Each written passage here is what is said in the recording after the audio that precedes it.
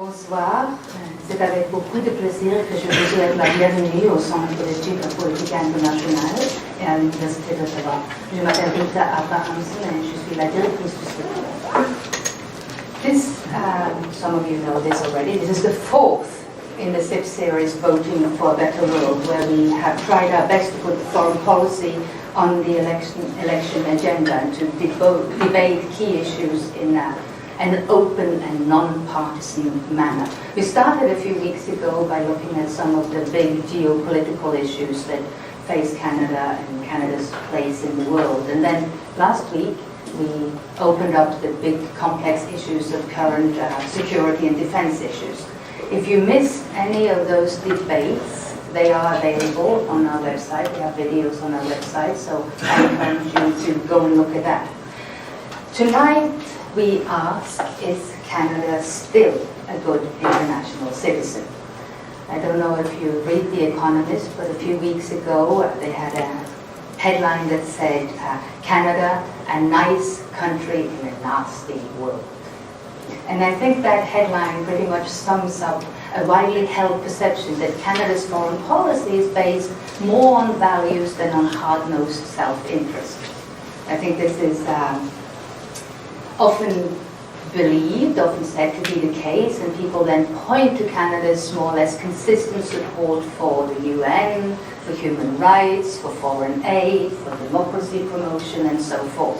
Of course, we can be academics, which we are, some of us, and we can say that the division between values and self-interest is not that easily made, but be that as it may, Canada has this reputation of being a nice country in what is perhaps an increasingly nasty world.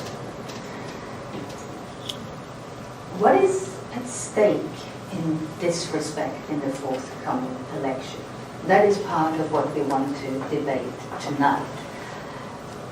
Is Canada still a good international citizen? Is it possible in the new geopolitical context to be a good international citizen? And what can or what should Canada do in promoting democracy and in promoting peace and prosperity across the world? To begin this discussion, let me just quickly introduce tonight's panelist. Gabrielle Bardall is a CIPS research associate, and we're very pleased to have her as such. She's also an advisor with the International Foundation for Electoral Systems. She's an expert on electoral assistance and gender, and she has worked in more than 40 countries in this respect with a lot of different international organizations. Stephen Brown is a professor in the School of Political Studies here at the University of Ottawa. He is an expert on foreign aid and specifically on the foreign aid policy of Canada, and he has published a lot of texts and academic texts and public opinion pieces on these issues. Aniket Bhushan leads the Canadian International Development Platform, which is a data analytics and policy research initiative on Canada's engagement with the developing world. He is also an adjunct professor at the Norman Paterson School of International Affairs at the other university in Ottawa, Carleton University. I have asked each of our panelists to prepare about 5 to 8 minutes of what they think is the most pressing issue facing Canada and Canadians in terms of this issue of good international citizenship. And then we'll have a brief discussion and we will open it up for questions, comments, answers, and so forth. So we have agreed that we're going to start with Stephen Brown. So off we go, Stephen.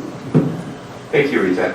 So my first reaction was when I heard the title of the panel, is Canada still a good international citizen?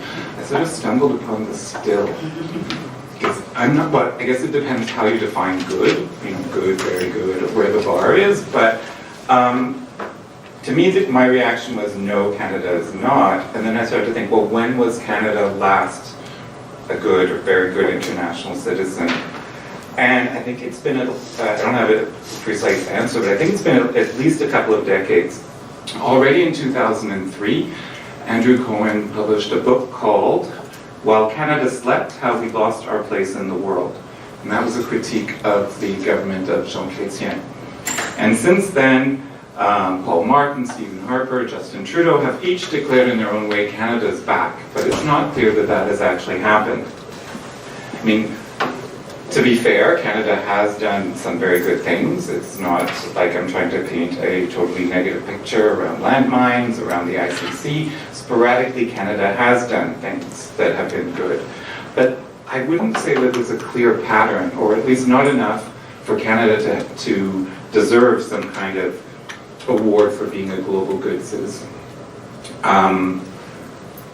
I'll give a few examples from 6 issue areas. The first one is climate. Canada is one of the worst per capita greenhouse gas emitters. There's no clear plan to respect our commitments. Now, the Liberal Party released a new plan today. I haven't seen it, but word on the street is it's very short on specifics on how to get there. There are massive subsidies for the oil sector. The government just spent billions of dollars to buy a pipeline. So it's hard to argue that Canada is really a leader. We're a laggard in that area. In peacekeeping, certainly there was a promise of renewal. It only happened partially and very reluctantly in the Mali mission. I just looked this morning at the latest figures for how many Canadian peacekeepers there are in UN peacekeeping missions. There are 92 troops and a few other people like police, for a total of 150 personnel. That ranks us 63rd in the world. And that's less than 0.2% of total staff. For refugees, Canada has done some very good things in terms of bringing in Syrians. I believe the target was about 35,000. And that's really good if you compare it to the US. But if you compare to other countries like in Europe, especially Germany that took in over 1 million people, Sweden, or looking at Turkey and Lebanon, Canada's contributions actually aren't that great. If you look at the behavior of Canadian companies abroad, especially in the extractive sector, and the reluctance, or maybe I should even say refusal, of the Canadian government to regulate or to hold them accountable for illegal activities abroad. Our previous government had an ineffective mechanism. The current government promised to replace it with an effective one with investigatory powers, but an ombudsperson has been appointed without those powers, and it's not really any different from what we had before. In terms of trade, I think the biggest block against Canada and Canada's reputation is the arms deal with Saudi Arabia. Several European countries have cancelled their contracts, but Canada refuses to do so. I had hope with the announced progressive trade agenda. I thought that that would mean encouraging imports or dropping tariff barriers against goods from the poorest countries, but in the end it didn't seem to mean much more than having an optional chapter at the end of new free trade agreements that pertain to gender. So very limited in terms of its scope. And I think the progressive term has actually been dropped by the government. They no longer speak of a progressive trade agreement. The sixth and final point, which I won't go into in any detail because Annika is going to be talking about that, is foreign aid. The current average expenditure in foreign aid as a percentage of GDP, or GNP, is lower than any previous government for several decades, lower than under the Harper government, under the Martin government. I think we're the second lowest in the G7. We're definitely lower than the OECD average. That neither the Conservatives nor the Liberals have any plans to reach the 0.7% target that Canada used to ascribe to. There has been some welcome attention to issues of women in development, gender in development, sexual and reproductive human rights. But this is actually more of a rebranding of what Canada was already doing under MNCH, maternal, newborn, and child health. So to me, there's been a lot more rebranding than fundamental changes. So in sum, I find it hard to argue that Canada actually really is a good international citizen. Foreign policy, the CIPS series notwithstanding, foreign policy isn't really debated much in Canada. I mean that actually literally because the month debate on foreign policy was just cancelled because the Prime Minister didn't want to participate. I did a quiz on the CBC website recently that would match my views with political parties and tell me which one my views were closest to. And of all the questions asked, not one pertained to foreign policy. The conventional wisdom is that Canadians don't really care about foreign policy, or at least not at election time. But I think many people do, and the fact that we've had 4 very well-attended panels here at the university suggests that, you know, I'm not the only person who thinks that foreign policy is very important. And I think that if we raise these issues more with government officials, maybe they would talk about them more as well. So I'll end it there for now. Right, thank you. Thank you. Thanks, Stephen. I'll echo some of what Stephen said, no doubt, but maybe take a slightly different tack. Thanks for this opportunity. My name is Anthony Bhushan. I lead the Canadian National Development Platform. I should contextualize what I'm going to say by telling you a little bit about the platform, which is a data analytics platform. So there will be data in what I'm going to talk about, and it's going to take the last point that Stephen was mentioning about foreign assistance a step further. So I'm looking at this really from the standpoint of Canada as a donor and how and where it sits in terms of its performance relative to other donors and relative to its peer group, which is the OECD DAC Development Assistance Committee. We have a report coming out next week on Canada and the SDGs, and we put forth a very simple framework to try to ascertain performance, which is actually very difficult to do. The core question our report asks is how Canada has positioned its international assistance to help support developing countries achieve the Sustainable Development Goals. Before we went about answering the question, we looked at, well, how to go about looking at the SDGs, given there's such an enormous beast. 17 goal areas, 169 targets and indicators and so forth. So we did a simple analysis, created an index to see how countries, how donors spend on SDGs and on development. And basically what we found is, and this shouldn't be a surprise, larger donors have the capacity to spend and spread spending in a broad array of SDG areas, in the various 17 areas, whereas smaller and middle-sized donors just forcibly have to concentrate. So really our framework then guided us to 3 points to measure Canada's performance. The first, prioritization. Has Canada effectively prioritized amongst the various SDGs where it wants to be situated? The second, resources. Has Canada effectively backed those areas where it has picked as priorities with adequate resources? And the third, influence. As a mid-sized donor, it's extremely important for Canada to leverage its non-financial influence. And there have been several opportunities. I haven't got this in the report, and this is not something we do in the report, but if I were to just cut to the chase and give you the answer right now, and we were to do it in a sort of weighted scale as a data person, let's say you go 40, 40, 20. 40% on prioritization, 40% on resourcing, and 20% on influence. Influence is sort of a fuzzy thing. I'm a data person, I don't like fuzzy things. So what would I come up with? So what our analysis would show, I think, if you take it on balance, we'd give it a 35 on prioritization, about a 25 on resourcing, and about 10 on influence. So that gives you about 70%, 7 out of 10. I don't know where that is on Ottawa use scale, but my mom would be happy with that grade. Let me just leave it at that. Let me pick a couple of points for each of these areas if I have time to sort of explore further. On prioritization, essentially what we find is most donors tend to concentrate spending in about 5 out of the 17 SDG areas. And Canada does the same. For the OECD, we find this roughly reflects about 76% of most donor spending goes in about the top 5 SDG areas. And these are, unsurprisingly, gender, poverty, climate action, addressing inequality, and global health. In the case of Canada, what we found is very interesting in the sense that Canada's level of prioritization, since they undertook something called the FIAP, the Feminist International Assistance Policy, is actually off the charts. We found the top 5 account for about 92% of Canada's total spending in the SDG areas, driven largely and almost exclusively by the focus on gender. So clear prioritization.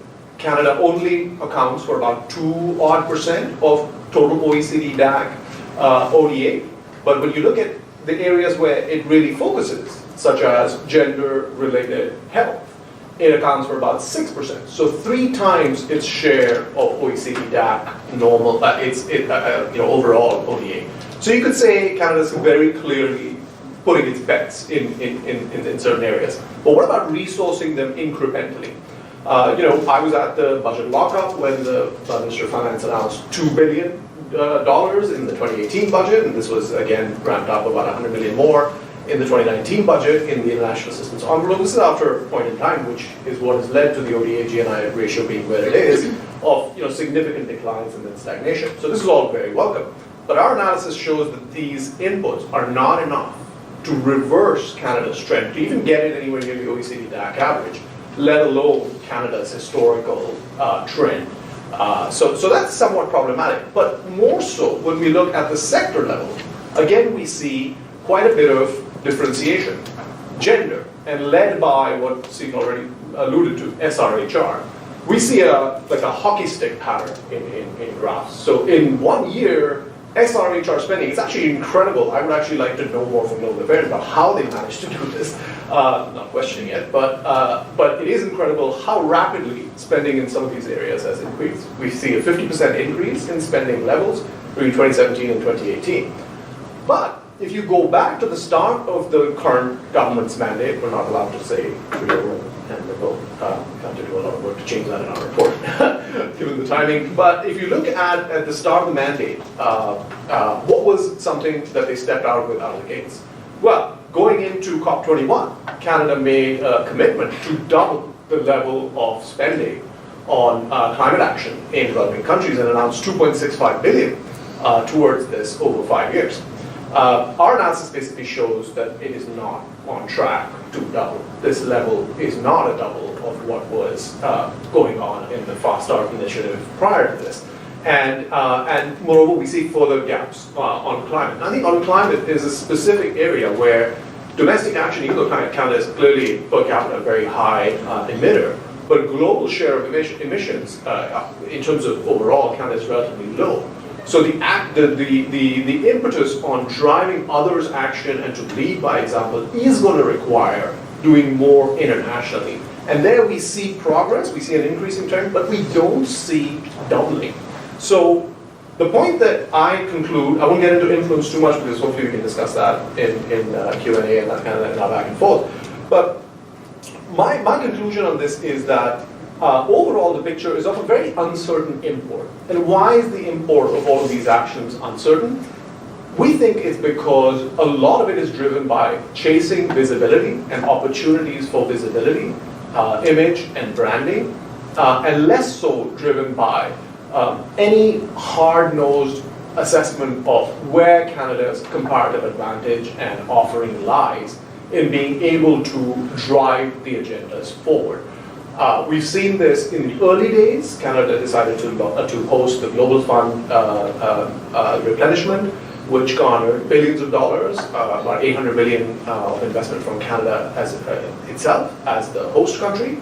And then since that point in time, and then you can sort of bookend that with the G7, which is another big visibility opportunity, you see there is a tendency for saying the right things, positioning the right way, but very limited in terms of the efficacy of the follow-through. Some of it has to do with timing, as how late some of these things have been actually taken up. But I think a lot of it has to do with the initial motivation, which is very much more image and political savvy driven. And so I'll conclude by saying that 7 out of 10 is not a good enough grade for Sunny Ways and for being back on the global stage. We're competing with the likes of Norway and Ireland and others, if you look at the UNSC, for instance, and it remains to be seen whether these will really be enough to bear fruit on this fund. Great. Thank you.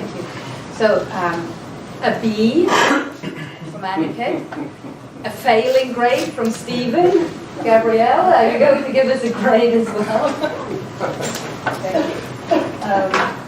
Voilà. Bonsoir tout le monde et merci beaucoup de l'invitation d'être ici ce soir. Je suis très heureuse de retrouver Ottawa particulier encore très chaud à Washington, politiquement et autrement.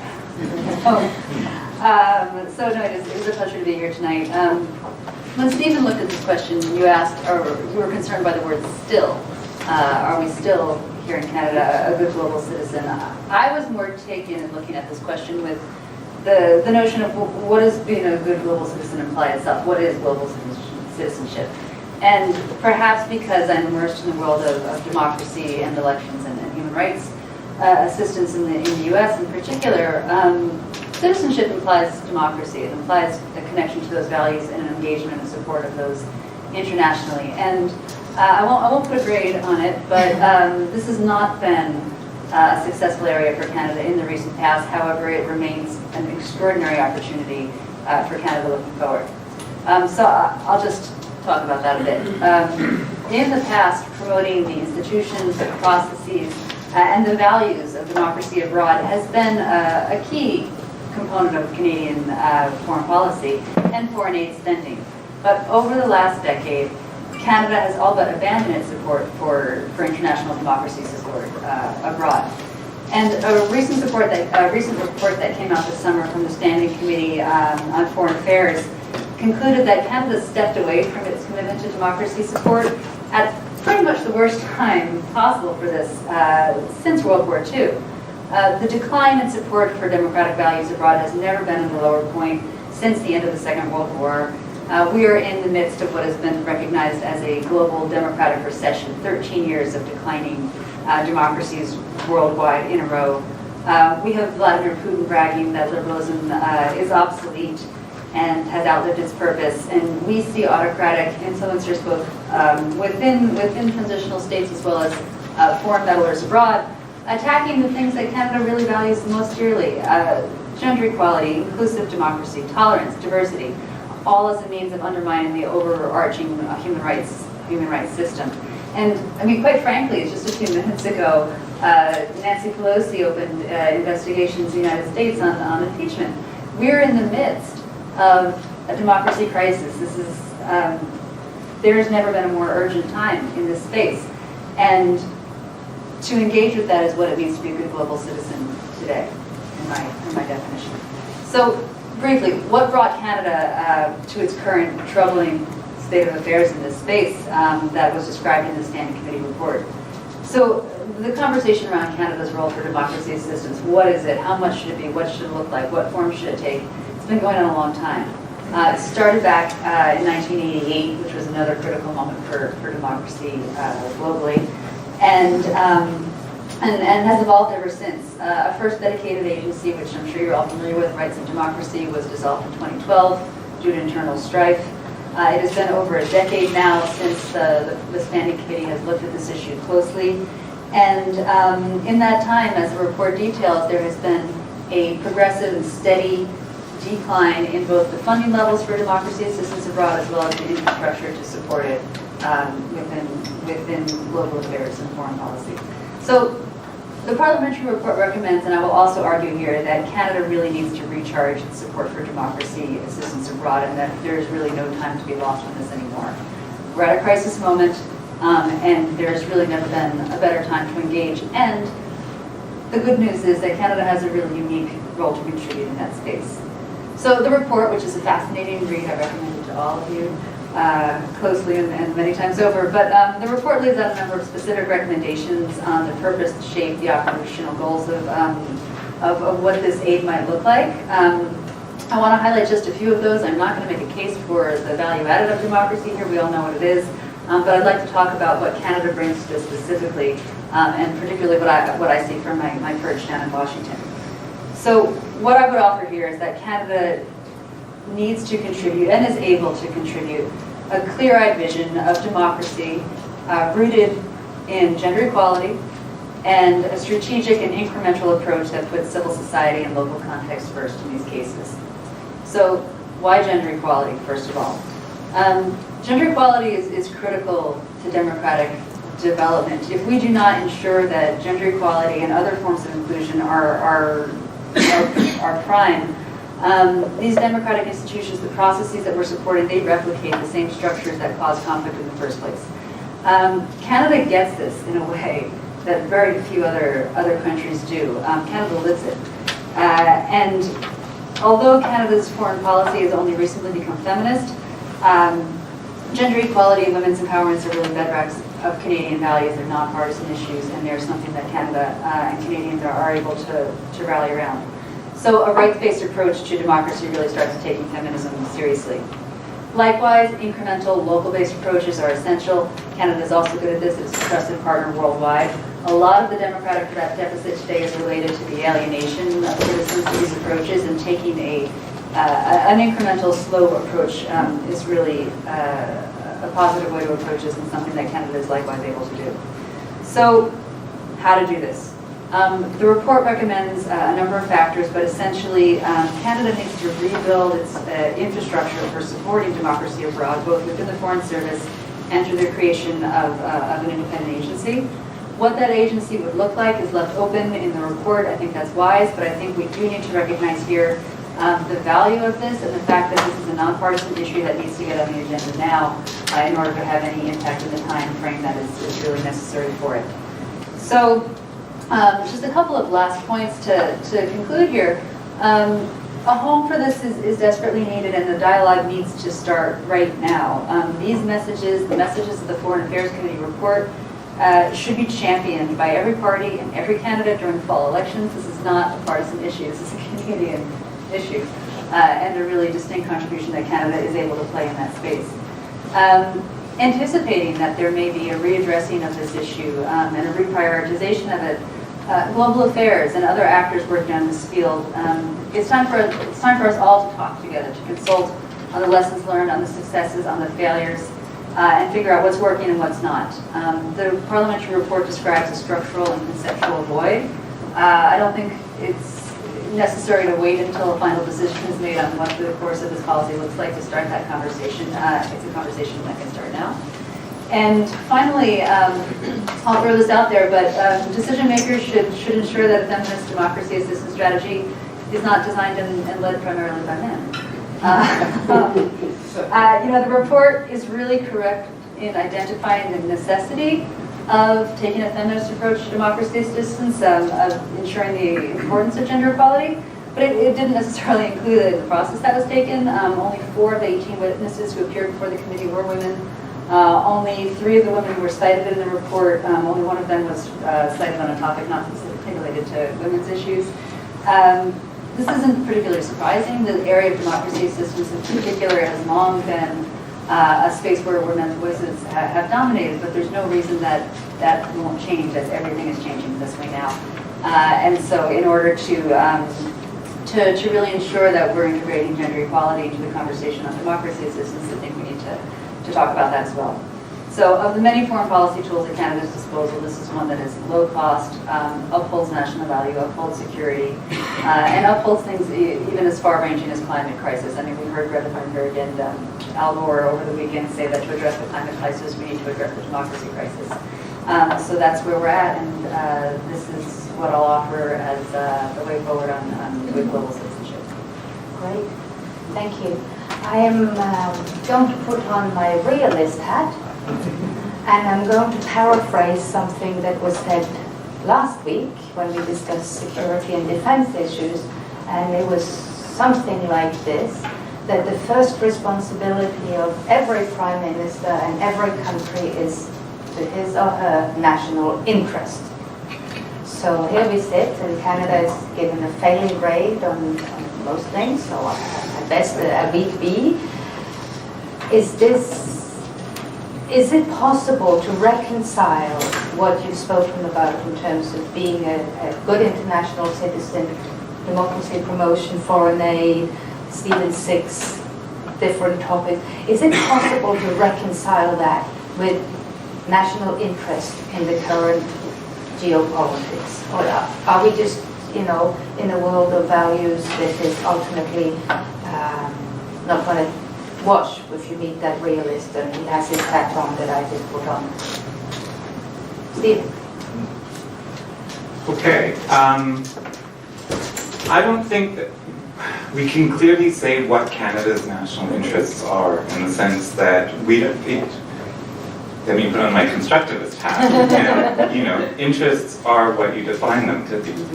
So there can actually be great compatibility with Canadian interests and global interests. So is it good for Canada to live in a global, a peaceful world? Yes. if trade is going smoothly, that's good for Canada. If there isn't war, if there isn't terrorism, that's good for Canada.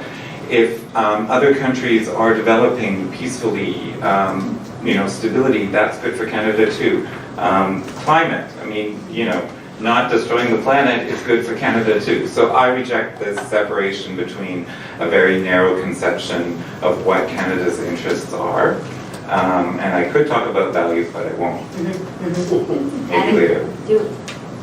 Yeah, it is also likewise not very clear to me what that interest, constructivist or otherwise, might be, or what we may sort of construe it to be. But one way we've looked at it in terms of the foreign assistance space, for example, because foreign assistance, there are legitimate questions. So we run an online data analytics platform. We see what people respond, and in essence, we have kind of a front row seat to some of the vile in a way.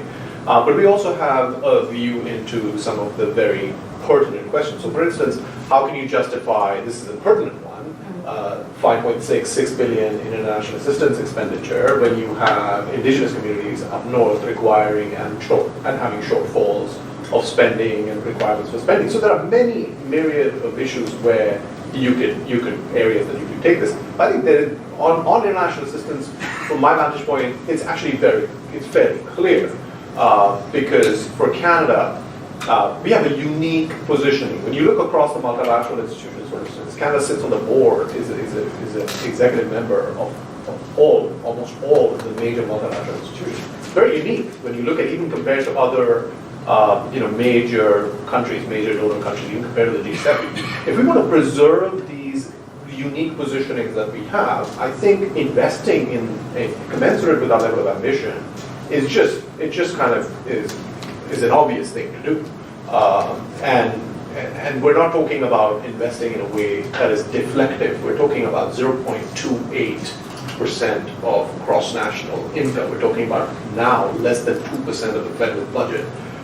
So the level of increment that is required and the potential payoff of that increment really makes it a worthwhile investment. I want to ask Gabrielle a slightly different question, because you spoke about democracy promotion and again, the unique position that Canada can seize here. But isn't it also the case that democracy promotion is kind of tainted by various efforts to do so, and the way in which it has come to be associated, for example, with the war in Iraq? So can one just re-engage in democracy promotion in the way that it used to be done, or must one do it in a different way? It has become another form of imperialism in many people's view in other parts of the world. Okay. Well, thank you for a different question, because the first one would have been too easy. I think there's no need to reconcile it with national interest. I think it is a national interest. Regarding whether we need to be doing democracy assistance in a different way, I would answer yes to that, but perhaps not for the reasons that you suggested. I don't think democracy as a global concept or the promotion of it is tainted by any single effort, by any single political administration at all. Democracy remains a core value, a core aspiration for people around the world. The question is how to do it more effectively. And as I said, we do need to learn from past experiences in this space, successes and failures, and we need to be adapting to the changing nature of democracy in the world today, including the technological transformation. And Canada is engaged with this. There are really exciting things going on. When I say Canada's support for democracy has declined, it hasn't vanished. And the work that is happening today is of great value, and there is learning to be had and to be grown from in the space of responding to disinformation and other forms of information and cyber attacks. In the space of ending impunity for issues of violence against women in politics and other spaces like this. In terms of women empowerment writ large, I would say, just Canada talking about a feminist foreign policy has changed the nature of the way that some of the institutions such as my own talk about these issues. We have been compelled to think about them in those terms as well and adapt our language and our thinking, which has been of great value.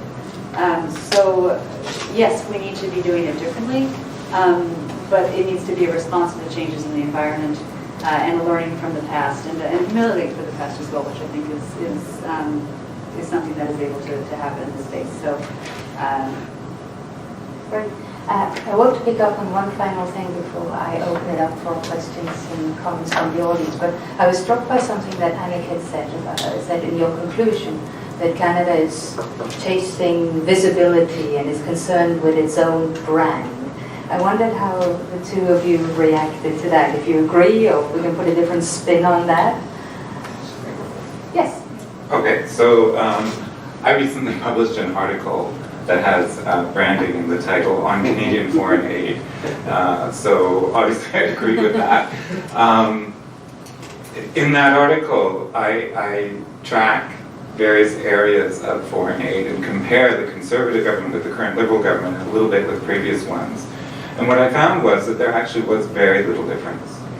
And both governments, in fact, sought out branding opportunities, whether it was MNCH, maternal, newborn, and child health, or now SRHR, which is really just a tweak. The feminist international assistance policy is another example. I think it actually might be a strategic error to have labeled it feminist. I'm not opposing any feminist content. I'm just saying by branding it something that's so closely associated with liberals and with Justin Trudeau, basically guarantees that if the Conservatives come back into power, they will rip it up. And once again, we'll have a new flavor of the month, and we'll just keep changing, as we always have, our aid priorities. So what we've seen, at least in the area of foreign aid, is yes, definitely seeking out visibility, proclaiming leadership to anyone who will listen, especially the domestic audience. The Canadian government loves to tell us that we're leaders in all sorts of things. We hear it, we start to believe it, we've heard it so many times, but very often it's not warranted. So I would completely agree with this idea that we're going way too much for branding and visibility and not enough for actual evidence-based policy that can be sort of non-partisan and therefore really set Canada as an important player in an area rather than a specific Canadian government. I'm going to play devil's advocate to you. I think Canada's not taking advantage of its branding, in the democracy space at least. Canada has incredible, I'm not a marketer, brand value, what is the, the marketing term? No, Canada is recognized as one of the greatest countries in the world in terms of its commitments and its embodiment of democratic values and systems and electoral processes and others. And I don't think the numbers are there to demonstrate that they have been taking advantage of that brand and of that reputation fully enough. So I think there's space to grow. If I may play devil's advocate with myself and go a step further, just to add on the point about the chasing visibility aspect. So I see it in a couple of ways. One, there has been a vacuum that has been opened up where the space has been, there's been an inordinate amount of space, if you will. We look at it from the perspective of a particular mandate. I mean, in our paper we have an annex where we go through a listing of just the number of occasions that there have been. As I mentioned, the Global Fund replenishment, and on and on. The Women Deliver Conference, the largest conference on global on gender equality in Vancouver in June, G7. There have been several opportunities. What I think I meant by chasing visibility is that it's fine to chase visibility. It's fine to build a brand, and it is very, very, very much an agreement that the brands are actually, the content is actually very similar. The brands may change on the surface a bit.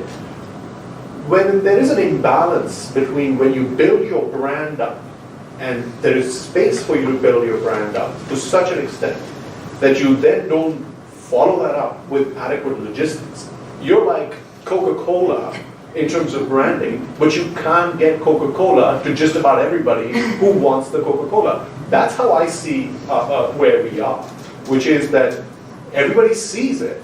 They buy what you're selling. They like the picture and image of it. Now they just want it, and they just want more of it.